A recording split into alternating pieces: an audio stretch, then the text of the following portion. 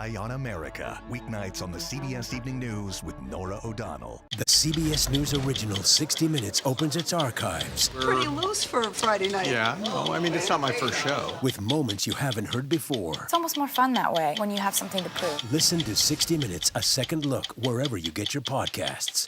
Listening to how someone explains themselves is so key to understanding their perspective.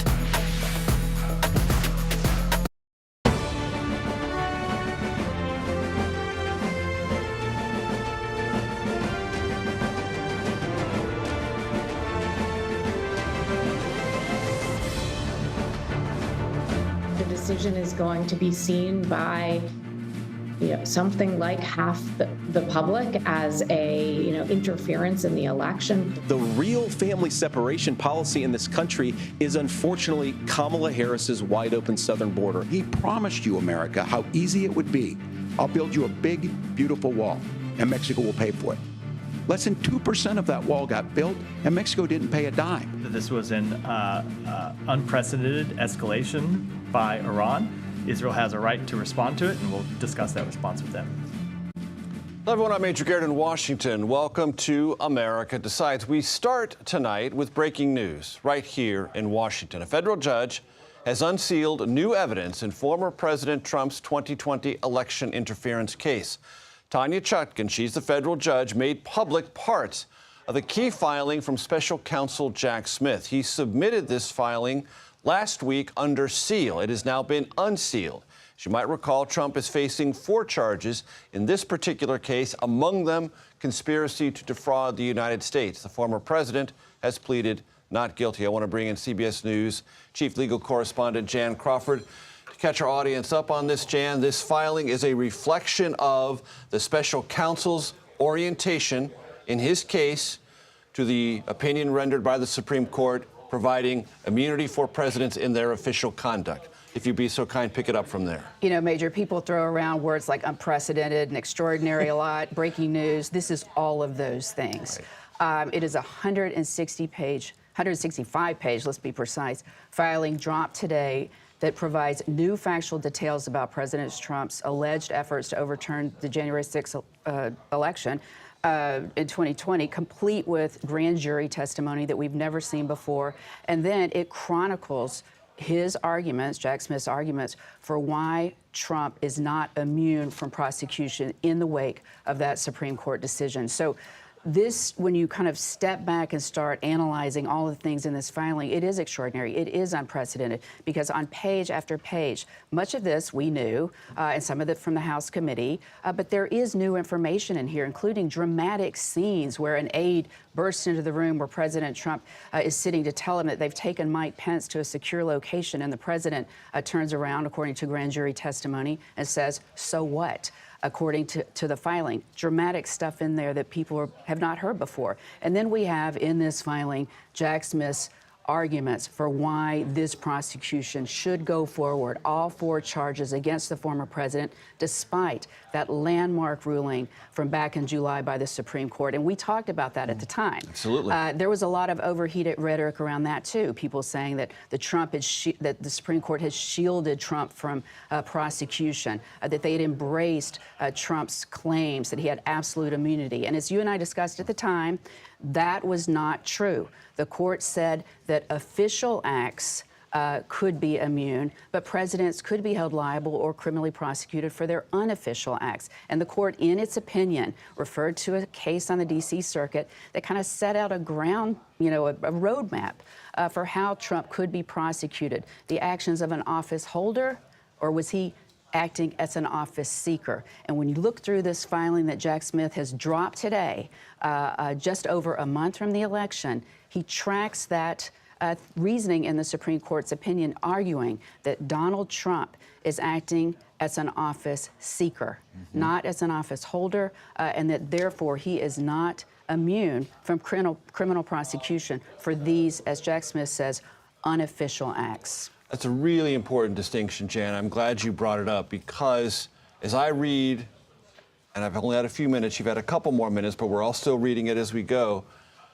What Jack Smith is saying is there is no role for a president in an election other than to preside over how the states handle it and then accept it.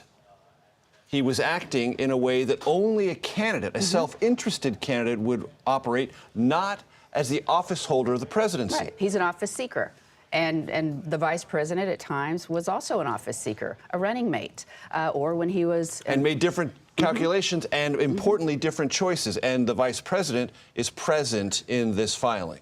Absolutely, and that was a big question because the court did flag that the vice president and some of those communications, the Supreme Court did flag that some of those communications with the vice president may be considered official. But again, and Jack Smith did narrow some of that original indictment. But again, in these pieces of evidence that he puts forward to bolster these 4 charges against former President Trump, he is arguing that even Vice President Pence was acting either as a running mate, as a candidate, or as someone who is president of the Senate. And Trump had no role in that. So therefore, he argues, a lot of this evidence involving the former vice president should come in to bolster these 4 charges against President Trump. Now, what will happen now? Okay, we got an election just over a month away, right? And so now, former President Trump is going to file his papers, which, of course, he's going to say this is not true, or this is official, this is immunity. Then all that paperwork, and then Smith can reply again. And then all that paperwork is due by the end of the month. October 29th, I think, is the deadline. And then Chutkan will sit down and make her decisions. So we're not going to have a decision before the election. It's going to take some time. If Trump wins, presumably this prosecution is over. If he loses, Chutkan will, go forward. Jack Smith will go forward. It will get appealed. I suspect that the D.C. Circuit is going to affirm Chutkan's decision, which I think will embrace this thinking. And then that's going to get right back up to the Supreme Court. And nothing would surprise me more than if the Supreme Court steps into this case. I think what Jack Smith has laid out here, the case against President Trump, his involvement with January 6th and his efforts alleged to overturn the 2020 election is a case that if he loses, will go forward, the D.C. Circuit will allow it, and the Supreme Court is not going to intervene. You've heard it here first, ladies and gentlemen. Jan Crawford. We'll see. Thank you very much.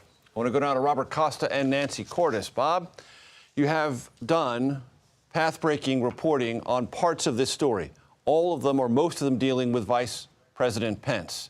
Your thoughts and reflections on what you have seen so far, and remind us of your reporting about what Vice President Pence did, knew, and suggested to President Trump in those fateful days.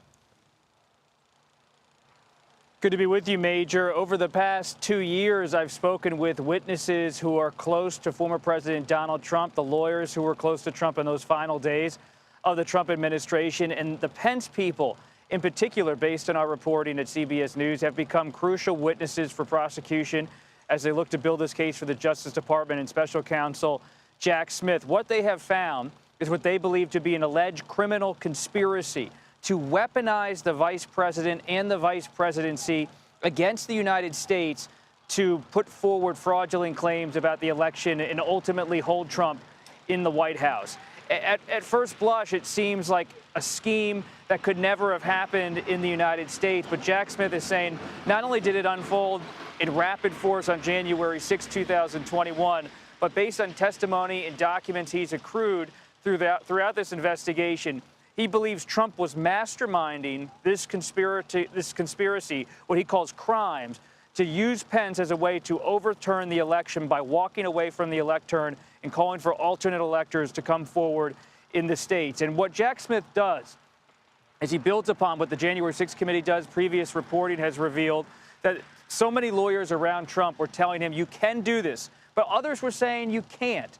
And that statement of lawyers saying you can't do this is very important as Jack Smith moves ahead, because it's not just like Trump was listening to legal counsel. What we have found is that Trump seized on this idea that he could stay in power by using Pence. John Eastman, the conservative lawyer, wrote a memo that Bob Woodward and I uncovered that detailed how Trump could do this in Eastman's view. Pence's lawyer said this is not legal. Pence said, I can't do it, it's unconstitutional. Trump was not persuaded. He went forward with his relentless effort to stay in power. Nancy, I want to bring you into this conversation because, as we all remember, as the vice presidential debate reached its conclusion last night, there was a sizable moment of political drama. Governor Tim Walz asked J.D. Vance, who won the 2020 election? Did Trump lose? J.D. Vance said, I'm only focused on the future. Governor Walz said, that's a damning non-answer. This all is part of this larger national conversation, made more vivid in part by the new revelations in Jack Smith's filing unsealed today. Right, and that moment from the debate last night is already appearing in Harris ads across the country today, Major, and it feeds into a larger argument that the Harris campaign has been making, which is that because of this immunity ruling, if Trump were to return to the Oval Office, he would be emboldened, he would be unfettered, because he would be less concerned about criminal prosecution. And then taking it a step further, based on what you heard from J.D. Vance last night, still unwilling to concede that Trump lost the election 4 years later, they make the case that this time around, Trump wouldn't have a Mike Pence who was willing to step up and do the right thing in that fateful hour as he did. They argue that J.D. Vance is clearly still willing to perpetuate this lie, unwilling to go against Trump even when he knows that Trump is in the wrong. And so what we saw last night in the final moments of the debate, what we're seeing in this filing today, is something that the Harris campaign is going to be returning to again and again over the next 35 days as they make the case that Donald Trump is not fit to return to the Oval Office for another 4 years. And Nancy, let me stick with you for just one more question. In the aftermath of the debate, and you brought up some of this last night in our special coverage, what's been the assessment of those closest to the Harris-Walz campaign and Democrats outside of that inner circle about how things went for Governor Walz? Well, there's definitely a sense that there were opportunities that Walz could have seized on that he missed last night, whether because he was nervous or unpracticed or simply wanted to, resist the temptation to go negative. They feel that he left some opportunities on the table. On the other hand, they woke up this morning, Major, and they were pleasantly surprised to learn that in many polls, Walz actually appeared to do pretty well. When you ask voters what they think, it either came out as a draw, or in some polls he actually was deemed the victor. And so that was encouraging to them. They've been arguing that yes, J.D. Vance may be a smoother debater, but they think that Walz told the truth, and that at the end of the day, what voters are going to remember from this debate is this exchange at the end about January 6th, something very easy for Americans to understand and hold on to: who won the election 4 years ago. Our thanks to Nancy Cordes at the White House, Robert Costa on the road on the campaign trail. Thank you very much. Up next, we will get legal analysis from a former Deputy Assistant Attorney General as a federal judge unseals new evidence against former President Trump in the 2020 election interference case. That's next. You're streaming America Decides.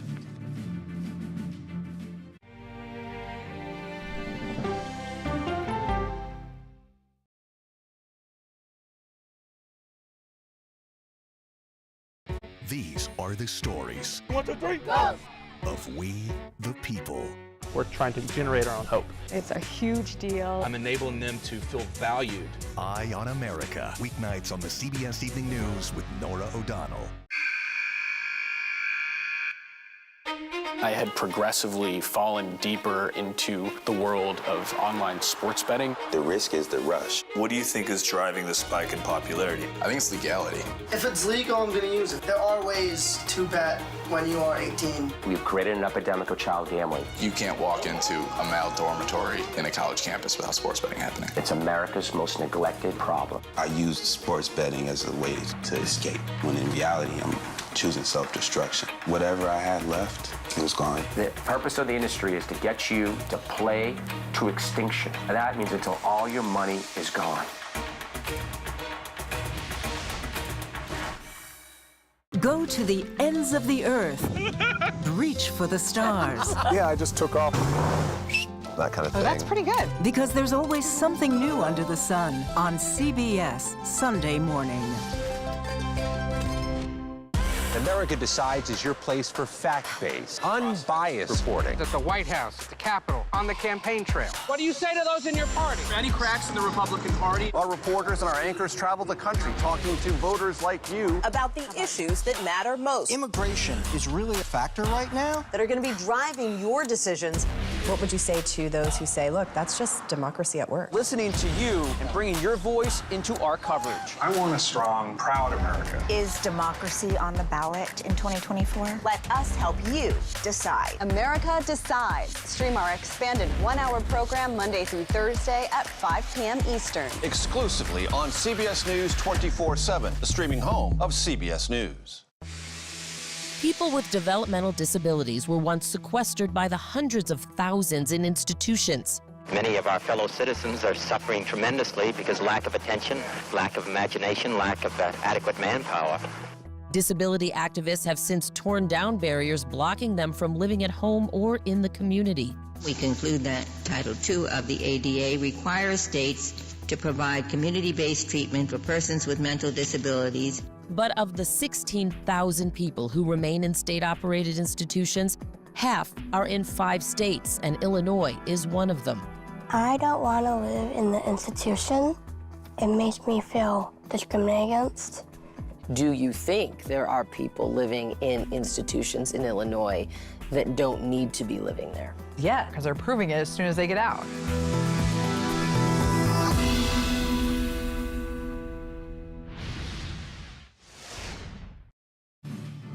Welcome back to America Decides. We are following breaking news this evening. Judge Tanya Chutkan has made public portions of a key filing in the Trump 2020 election interference case. I want to bring in Harry Litman. He served as Deputy Assistant Attorney General and now hosts the Talking Feds podcast. Harry, your big takeaways from this filing?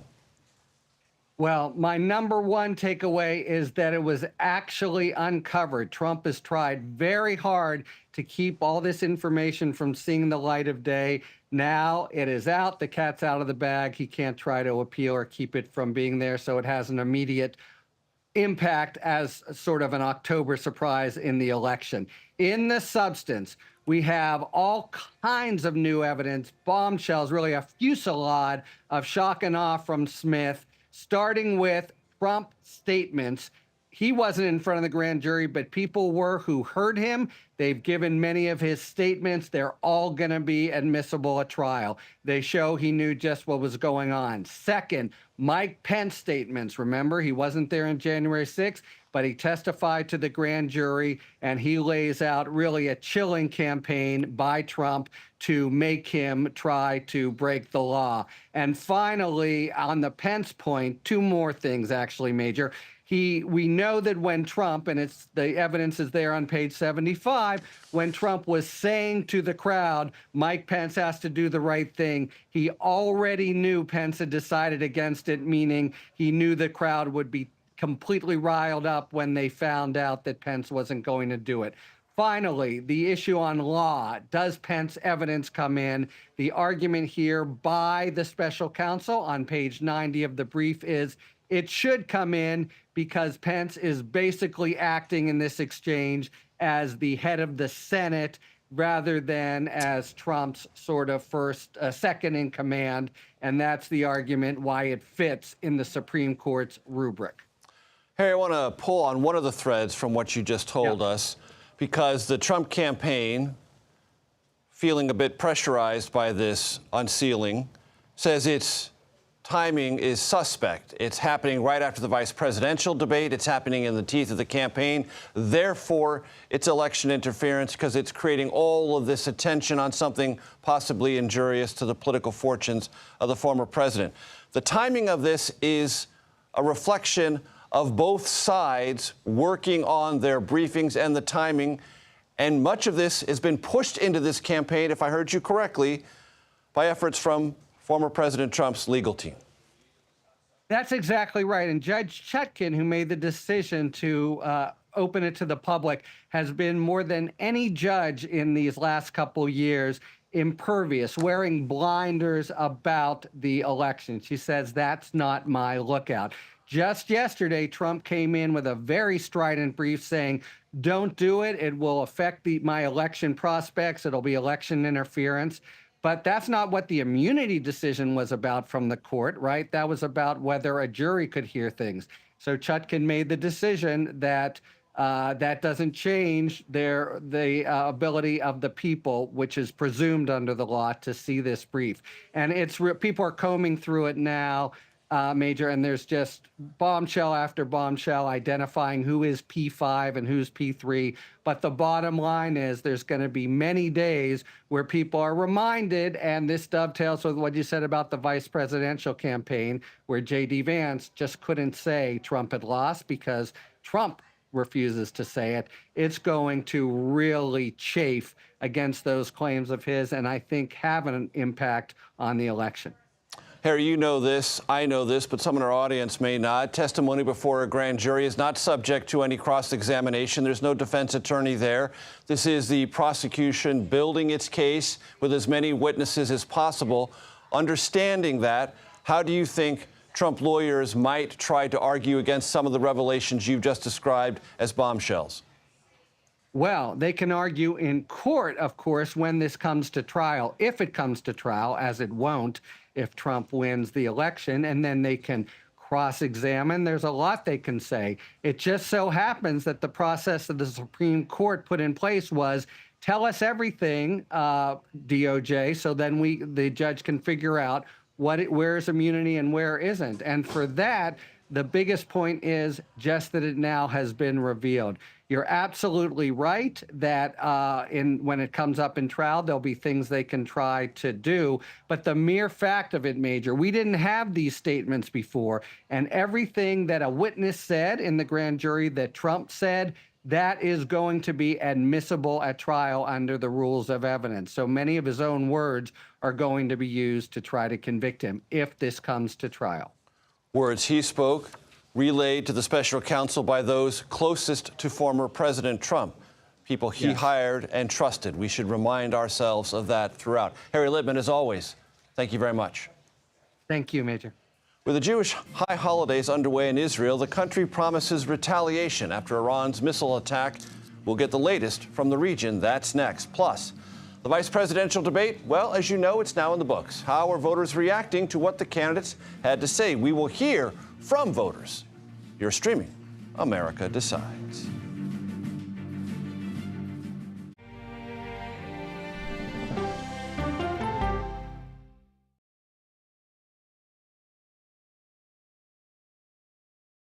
On Face the Nation, we try to have an informed conversation about the essential issues of the day. The way to learn is to listen to the answers and to ask follow-up questions. Why did you miss the moment? I'm not sure why they missed the moment. Listening to how someone explains themselves is so key to understanding their perspective. And that's why the face-to-face ones we have on Face the Nation are so important.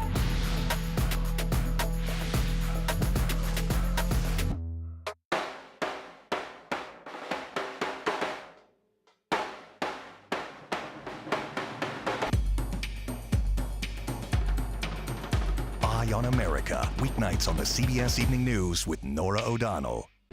This case. It's like a screenplay, something straight out of Hollywood. But it's not fiction. It's 48 hours. Human remains found this week. 4 families shattered. There's no physical evidence. The mystery would haunt investigators for years. There's some questions that have to be asked and need to be answered. Like a John Grisham novel. A gripping true crime original. 48 hours. Now streaming on the free CBS News app. Let's do it! Let's go!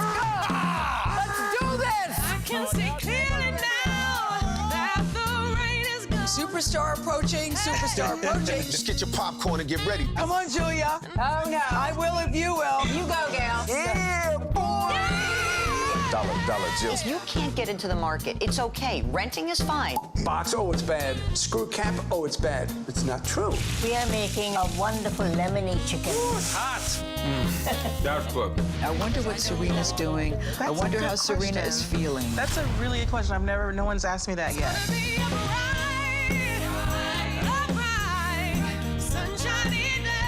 You're You're 70 years old? 70, yeah. I'm 21.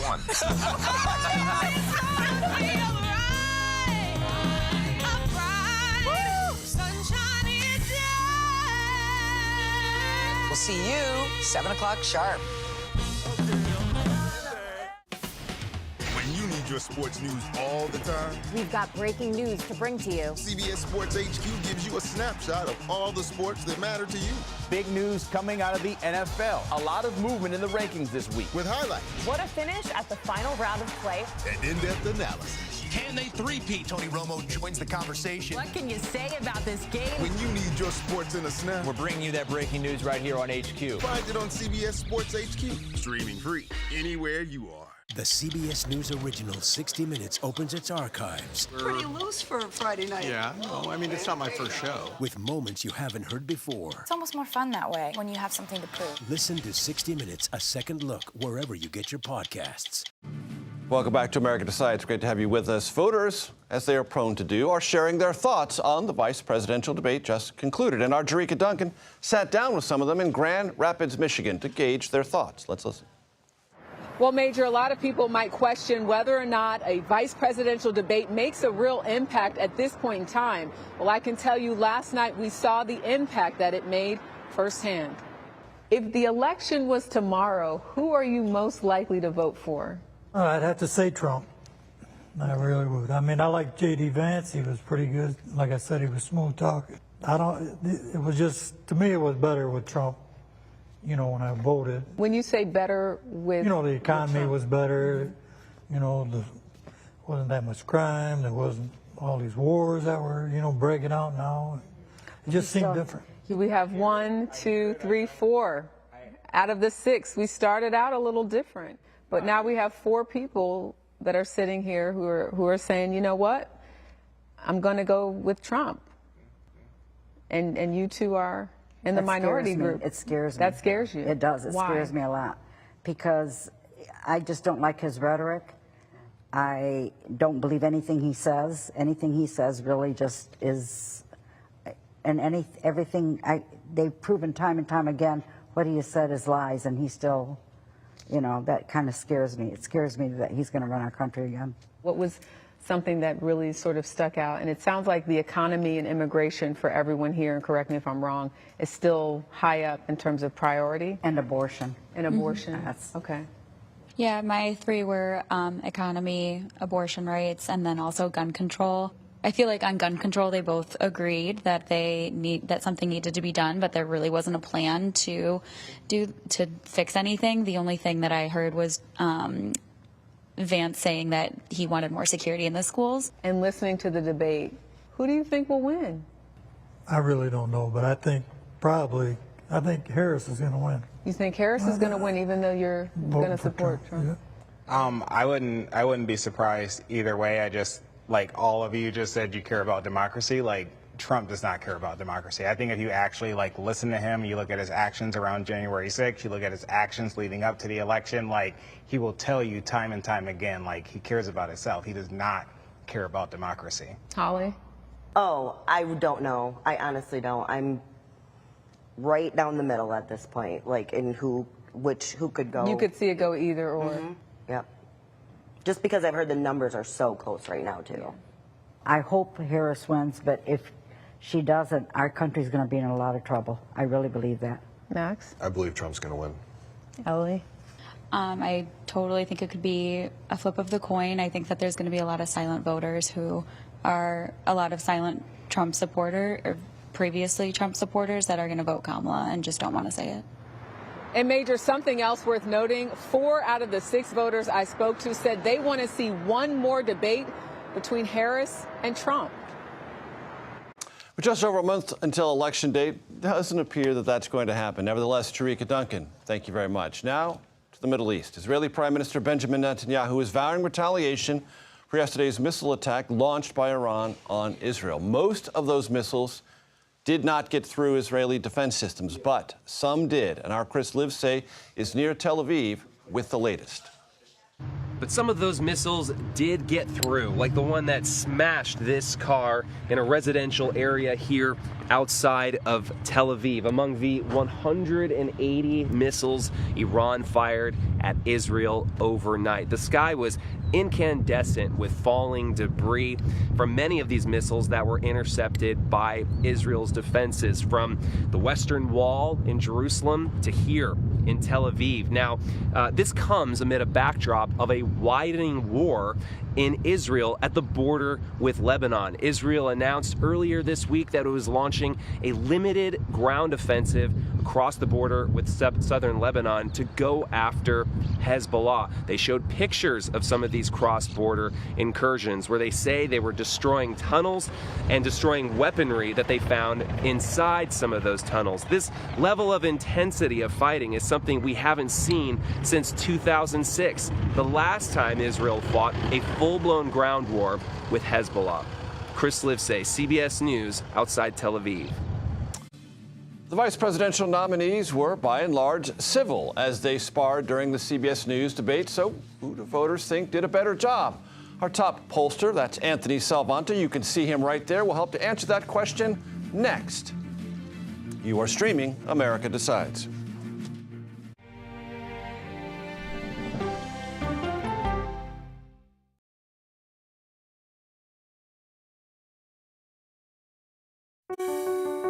Washington is the seat of power. National security, foreign policy, global economics, every story comes through Washington in some way. We bring some of the most powerful voices in America to the table. We don't just ask the questions, you have to go deeper. We try to understand what's at the heart of the issue we're talking about, to then come forward with solutions. Face the Nation on CBS. The justices ruled that Harvard and the University of North Carolina violated the Constitution. In the aftermath of the Supreme Court decision to end affirmative action in college admissions, uncertainty sets in for some students of color. Affirmative action really gave us an equal opportunity. CBS Reports explores the historic decision and what it means for those chasing an opportunity to change their lives. I knew that college was the ticket to break this cycle. The end of affirmative action, now streaming on the free CBS News app. America Decides is your place for fact-based, unbiased reporting. At the White House, at the Capitol, on the campaign trail. What do you say to those in your party? Any cracks in the Republican Party? Our reporters and our anchors travel the country talking to voters like you about the issues that matter most. Immigration is really a factor right now that are going to be driving your decisions. What would you say to those who say, look, that's just democracy at work? Listening to you and bringing your voice into our coverage. I want a strong, proud America. Is democracy on the ballot in 2024? Let us help you decide. America Decides on CBS News 24/7. Stream our expanded one-hour program Monday through Thursday at 5 p.m. Eastern. An original documentary from CBS Reports. AI is among the most world-changing technologies ever. Curing diseases, scientific breakthroughs, making lives better. They can help us with medical discoveries, scientific discoveries, doing better agriculture, having cures for things like Alzheimer's. It's also going to really transform the way we work. The uplifting potential of artificial intelligence is limitless. It gives you a friend, somebody to chat with 24/7 that is non-judgmental. He makes me feel loved and desired. And so are its downfalls. The problem with all this AI is that it's unpredictable and uncontrollable. The choices we make now will have lasting effects for decades, maybe even centuries. The ChatGPT revolution, now streaming on the free CBS News app. We are about to see American weapons in the hands of Mexican cartels. A gun pipeline to Mexico. We are arming the cartels. 100%, no doubt about it. Happening right under our noses. Who's doing something about this? Nobody. A CBS Reports exclusive. Most Americans have no idea that we are effectively arming the enemy next door. This is the story the American people need to know. Arming cartels, now streaming on the free CBS News app. Welcome back to America Decides. Viewers of last night's vice presidential debate have a lot of thoughts about how they each performed. And quite fortunately, they shared some of those thoughts with us. CBS News, right after the debate, found the audience was kind of split on who won. 17% thought they was a tie. But will this impact the race? We know it's extremely close. For some insight into that, I want to turn to our CBS News Executive Director of Elections and Surveys, your friend and mine, Anthony Salvanto. Anthony, what do we know? Major, you described this in the last segment as a civil debate. I am here to report the voters of America seem to agree with you. This is the big number that stood out right after the debate, as you mentioned. People said it was a generally positive tone. Almost 9 in 10 described it that way. And what ramifications does that have? Well, let me show you this. When we break it down, I asked people, how did these candidates sound? Majority said they each sounded reasonable as opposed to extreme, right? And that sort of echoes some of there's political back and forth about who is reasonable, who's extreme, but nope, both of them come out on the reasonable side. So that's part and parcel of all that. But the final thing here, Major, I want to show you this, because you want to look at movement pre and post debate. Going into the debate, Walz was viewed favorably by 52%. His numbers went up to 60 favorable, and then Vance's number also went up 9 points on favorability among these debate viewers. So that kind of change, that kind of movement tells you that this debate had an impact, and it was a positive one, Major. Anthony Salvanto, thank you. I want to bring in our political panel. Joining me right here at the table, Shelby Talcott, politics reporter for Semaphore. Of course, all of you recognize Finn Gomez, our estimable CBS News political director. So I want to start with some sound from the debate that compares, I would say, not so favorably for the Harris-Walz campaign about the headline-grabbing situation in the Middle East. I want to play what Vice President Harris has said about Israel's ability to defend itself and what Governor Walz said in response to the very first question of the debate last night. Let's listen. We will be unwavering. I will be unwavering in my commitment to Israel's ability to defend itself and to take seriously the need to deal with Iran in terms of the threat that it poses to U.S. interests, to our allies, and to stability in the region. Israel's ability to be able to defend itself is absolutely fundamental. Getting its hostages back, fundamental, and ending the humanitarian crisis in Gaza. But the expansion of Israel and its proxies is an absolute fundamental necessity for the United States to have the steady leadership there. Shelby, not a particularly strong moment for Governor Walz. He certainly got better as the debate progressed, but that contrast is pretty noteworthy. Yeah, and I think, before the debate, we were hearing reports that Tim Walz was nervous, and there were questions about whether that was sort of expectation setting or whether he was legitimately nervous. When he came out and answered that first question, it did seem like he was legitimately nervous. And I think part of that is because he hasn't been out on the campaign trail taking questions as much as J.D. Vance has. J.D. Vance, as of a week or two ago, had done over 100 interviews and press availability since becoming the vice presidential nominee. Just having those reps, you could sort of tell that was the difference, and that his start sort of set the tone for the debate, I think. It certainly set the tone for the early part of the debate. I think it would be fair to say he got his feet underneath him a little bit later. Actually, when he was sounding as if he was running for a third term as governor of Minnesota, talking about the Minnesota record, things that he was very deeply versed in. But to Shelby's point, Finn, this is a very interesting contrast and approach between the Trump and Vance campaign and the Harris-Walz campaign. Trump and Vance mix it up with the press much more regularly than Harris or Walz do. And that sort of insulated approach to politics can have a downside. And we saw a little bit of that last night.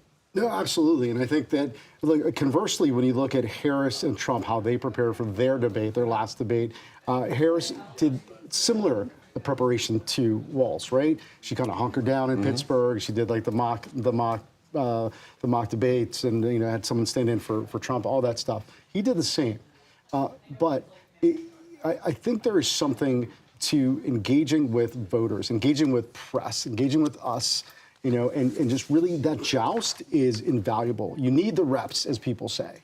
And I think when you Shelby just said. As Shelby literally just said next to me, Major, the esteemed Shelby. And I think you need those reps. And I think that if until you see that fastball in real life, you can't really take a practice swing. want to play some more sound that we might remember from the debate last night. It's when J.D. Vance addressed the issue of reproductive health access, abortion rights, etc. And what he said was the work yet to be done by his party and, by extension, the leader of that party, former President Trump. Let's listen.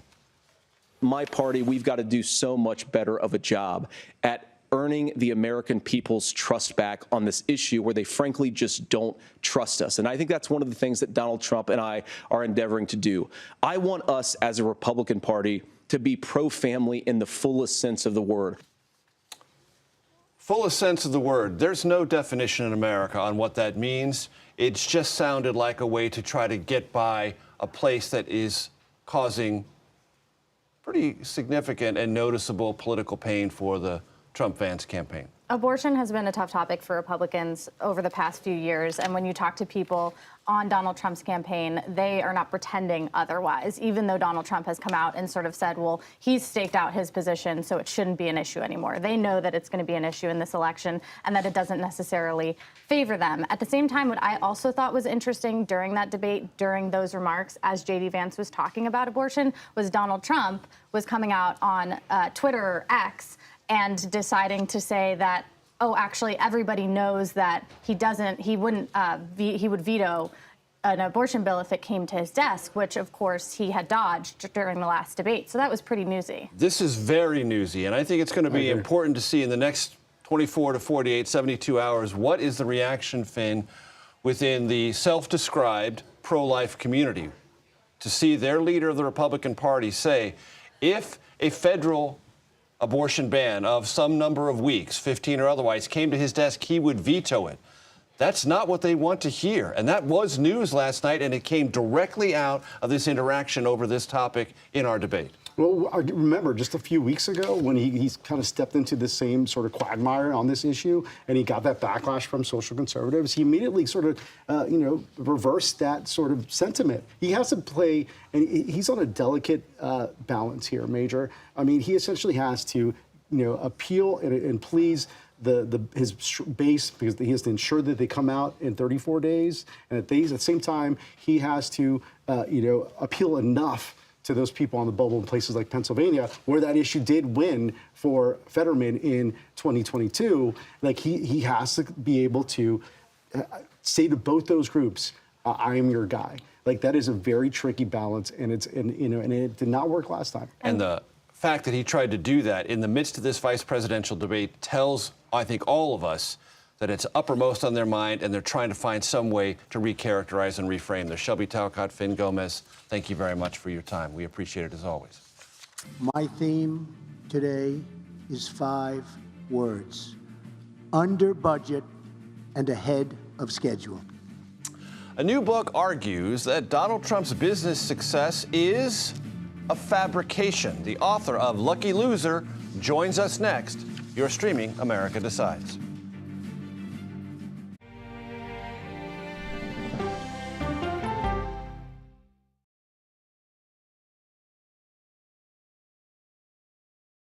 Go to the ends of the earth. Right now. We got something crazy. And reach for the stars. Here we are. Time. Yes, it's my comeback. Hey, this is pretty fun. But wait, there's more. Experience thought-provoking. I'm open to the idea of being a human being. Innovative and truly original reporting. Look through a telescope and go, wow. Because there's always something new under the sun on CBS Sunday morning. At this moment, terrorists could be plotting another attack. 9/11 triggered a counter-terrorist system that included a secret database. This person needs a closer look. A growing list of nearly 2 million people, including some Americans who say they're innocent. For 1-hour flight, I have to spend 6 hours to go and come back. CBS Reports explores the system, the people responsible for it, and those pushing for change. I'm not fighting against them. I'm fighting for them to do the right thing. The Watch List, now streaming on the free CBS News app. Don't miss true crime anytime you want, anywhere you go. With the 48 Hours podcast. Real crimes, real lives, real justice. There's some questions that have to be asked and need to be answered. Listen to 48 Hours on Apple Podcasts. an original documentary from CBS Reports. Imagine yourself in Manhattan with no police, no army, no mayor. The people of Haiti stare down poverty, corruption, natural disasters, and violence. 90% of the guns that are used by gangs in Haiti are American guns. But with an unbreakable spirit and eternal optimism. There are days where I cry, but we can't be discouraged. We still believe in Haiti. They're still able to look ahead with hope. Haiti is on the brink of transformation, a radical shift. Haitians are coming together and saying things must change. Fighting for Haiti, now streaming on the free CBS News app. Hey there, welcome to The Uplift. I thought she was a groom, and I stepped back and I went, oh, you're the queen. She's gonna be with me every instant that I'm alive. I just wanted to see if you'd go to Disneyland with me today. I look over at him and he's smiling. I'm gonna remember that the rest of my life. They told us when he was gonna be born, he was only gonna live for 30 minutes. It's really a miracle that he's with us today. The Uplift, stream now on the free CBS News app. When you wake up in the morning, we want to be your go-to team. On our places, bright, shiny faces. I don't go to work in the morning. I go for coffee with my two good friends, and we talk about the world. Your morning routine just got better. CBS Mornings. A CBS News investigation. People looking for love, finding their life savings gone. This could happen to anybody. And sometimes losing their lives. Anything for love. Now streaming on the free CBS News app. My name's Donald Trump, and I'm the largest real estate developer in New York. I own buildings all over the place. About 13 years ago, I was seriously in trouble. I was billions of dollars in debt. But I fought back, and I won. Big league. I used my brain. I used my negotiating skills. Welcome back to America Decides. Donald Trump had more than a dozen seasons of the TV show The Apprentice to cast himself as kind of a mega successful businessman, a great deal maker, and a super large and super important real estate tycoon. A new book claims almost all of that characterization and self-flattery is a lie. New York Times investigative reporter and Pulitzer Prize winner Russ Buettner joins us now. Russ is the co-author of Lucky Loser, How Donald Trump Squandered His Father's Fortune and Created the Illusion of Success. Russ, it's great to see you. I want to get to the book in just a second, but with your permission, I want to take a premise of the book, which is Trump has a lot of exaggerated claims, builds things up, buries information that would suggest that there was something illegitimate or handed off to him by someone else to keep information from the public, and when pressed, lies about that. Do you see any parallels in the things you describe in the book about Trump finances and business to what we're seeing today in the special counsel's assertion and assertions about January 6th? I think that's a great comparison, Major. One of the things that attracted my co-author Suzanne Craig and I to doing this book is we had done several long articles for the New York Times about his business performance, about his inheritance. And it seemed like when you looked at all of that over the course of his life and his family's life and a succession battle within the family, emerged from that when the Donald Trump that we saw in the White House became that person. And yes, you do see very early on that he's exaggerating. He's actually just lying about projects that he's going to do that never happen. He's picking fights with people. When people oppose him, he dismisses them with sort of middle school insults. And he's all along that period of time, throughout the course of his adult life, trying to create this impression that he's independently wealthy, that his father was a small-timer and that didn't give him much help at all, and that he created a fortune on his own. And that's sort of the arc of this book, is unraveling all of that and seeing Donald Trump become who we all recognized before he entered the White House. Russ, one of the great and celebrated American archetypes is the self-made person, someone who has nothing and creates something through grit, determination, innovation, and the like. That has been part and parcel of how Donald Trump has presented himself to the world. But as I've read through the book and the materials that accompanied it, it's more father-made than self-made. That's a great point. Actually, his father was the person you described. Fred Trump was the child of immigrants. He started working when he was in high school. He didn't really have many hobbies or pursuits while he was in high school. He just worked. And he took advantage through the course of his life of some government programs that were meant to solve the real big problems of the 20th century, the Great Depression, housing for veterans during the war, or for soldiers during the war, housing for veterans after the war. And he built a fortune, a real estate portfolio that by the time he died in 1999 was worth more than $1 billion.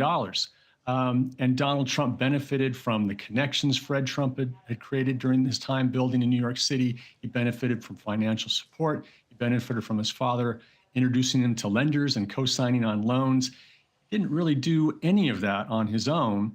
And then after it all sort of went to pot under the weight of his own decision in the early 1990s, his own decisions, he tried to get back, build another sort of empire, and that wasn't going very well until Mark Burnett, a legendary now television producer, showed up and made him the star of The Apprentice and brought a whole nother windfall that allowed him again to create some businesses that looked like he was sort of omnipotent, but really when we see the financials of them, were really struggling and being supported by his entertainment money. Is there something, Russ, to, if not admire, at least take stock of with former President Trump? Because in the book and his life, as can be documented there and elsewhere, he is a frequent risk taker and talks lots of people into accompanying him on risks that they might not otherwise accompany other people on. True?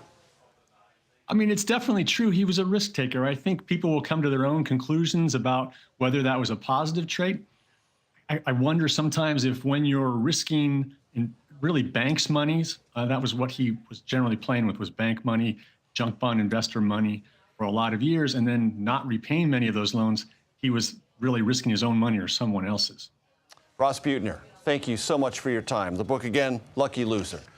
The recent hacking of former President Donald Trump's campaign has pushed election cybersecurity right into the spotlight. Next, we hear exclusively from the National Cyber Director about the threat. You're streaming America Decides.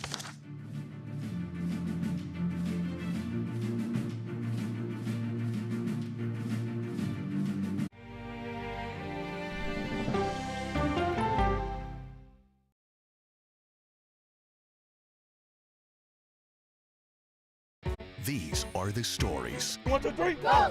Of we, the people. We're trying to generate our own hope. It's a huge deal. I'm enabling them to feel valued. Eye on America. Weeknights on the CBS Evening News with Norah O'Donnell. I had progressively fallen deeper into the world of online sports betting. The risk is the rush. What do you think is driving the spike in popularity? I think it's legality. If it's legal, I'm going to use it. There are ways to bet when you are 18. We've created an epidemic of child gambling. You can't walk into a male dormitory in a college campus without sports betting happening. It's America's most neglected problem. I used sports betting as a way to escape, when in reality, I'm choosing self-destruction. Whatever I had left, it was gone. The purpose of the industry is to get you to play to extinction. And that means until all your money is gone. Go to the ends of the earth. Reach for the stars. Yeah, I just took off. That kind of thing. Oh, that's pretty good. Because there's always something new under the sun on CBS Sunday morning. America Decides is your place for fact-based, unbiased reporting. At the White House, at the Capitol, on the campaign trail. What do you say to those in your party? Any cracks in the Republican Party? Our reporters and our anchors travel the country talking to voters like you about the issues that matter most. Immigration is really a factor right now that are going to be driving your decisions. What would you say to those who say, look, that's just democracy at work? Listening to you and bringing your voice into our coverage. I want a strong, proud America. Is democracy on the ballot in 2024? Let us help you decide. America Decides. Stream our expanded one-hour program Monday through Thursday at 5 p.m. Eastern. Exclusively on CBS News 24/7, the streaming home of CBS News. People with developmental disabilities were once sequestered by the hundreds of thousands in institutions. Many of our fellow citizens are suffering tremendously because lack of attention, lack of imagination, lack of adequate manpower. Disability activists have since torn down barriers blocking them from living at home or in the community. We conclude that Title II of the ADA requires states to provide community-based treatment for persons with mental disabilities. But of the 16,000 people who remain in state-operated institutions, half are in 5 states, and Illinois is one of them. I don't want to live in the institution. It makes me feel discriminated against. Do you think there are people living in institutions in Illinois that don't need to be living there? Yeah, because they're proving it as soon as they get out.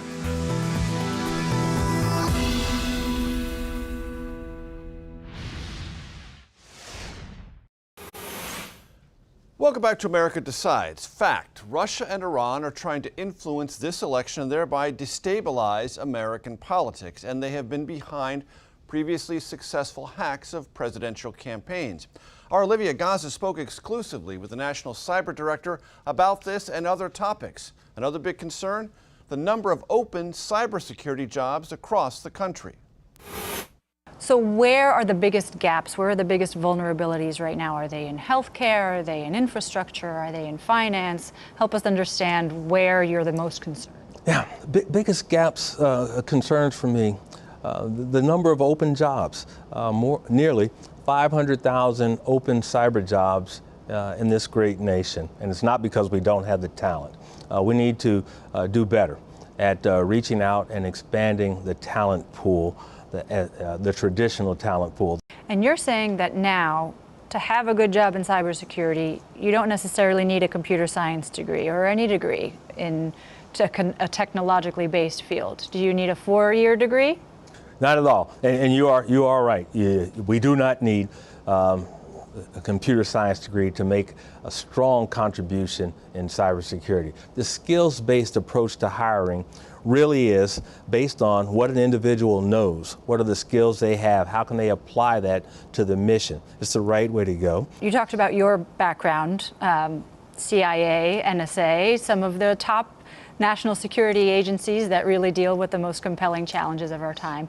Their pitch, as I've heard it to potential recruits, has always been something of like a wink and a whisper. You know, if you join us, you'll get to be part of the mission. You'll get to do things that you may not have thought were legal, but it's really cool. So what is there a kind of pitch like that for these jobs as well?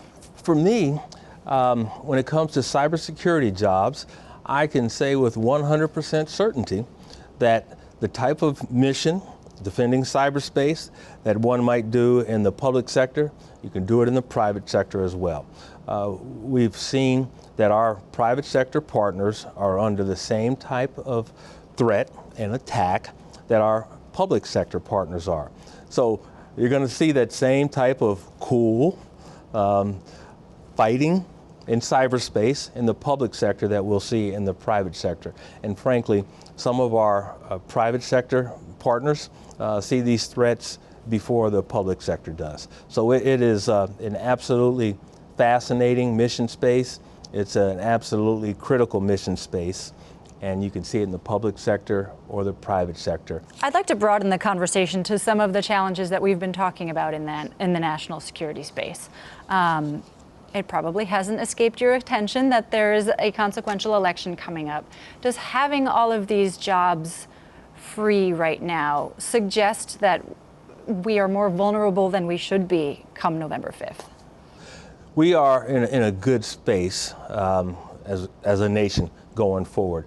Back to Semper Paratus, always ready. So we're always going to try to up our game and be multiple steps ahead of our adversaries. But just to be specific, election security. That's a high priority for the administration and for the nation and for Americans across the country, election security. And we are leaning heavily on our partners at the Office of Director of National Intelligence, at CISA, FBI, and others to maintain election security and its importance to democracy. So we are secure on that front. I mean, we've lived through previous successful penetrations of campaigns from a cyber perspective, hacking campaigns that targeted the Clinton campaign in 2016, reports that the Trump campaign has been targeted now in 2024. Do you think, just as the nation's longer-term cybersecurity strategist, that campaigns need to reframe their thinking about how they approach election season? I'm confident that campaigns are focused on election security and protecting their systems and their data. That's one of the things about our national cybersecurity strategy. We want to maintain the security regardless of when it is, election season or not. The strategy and the policies that we have in place, again, always ready. It's 365 days a year, every year. Regardless, it's not on a 2-year cycle, it's every moment of every day that we have to adhere to the national cybersecurity strategy and the policies that support a strong cyberspace for our country. With our thanks to Olivia Gazis. That does it for today. We'll be back with another edition of America Decides tomorrow at 5 p.m. Eastern. The Daily Report with John Dickerson starts right now.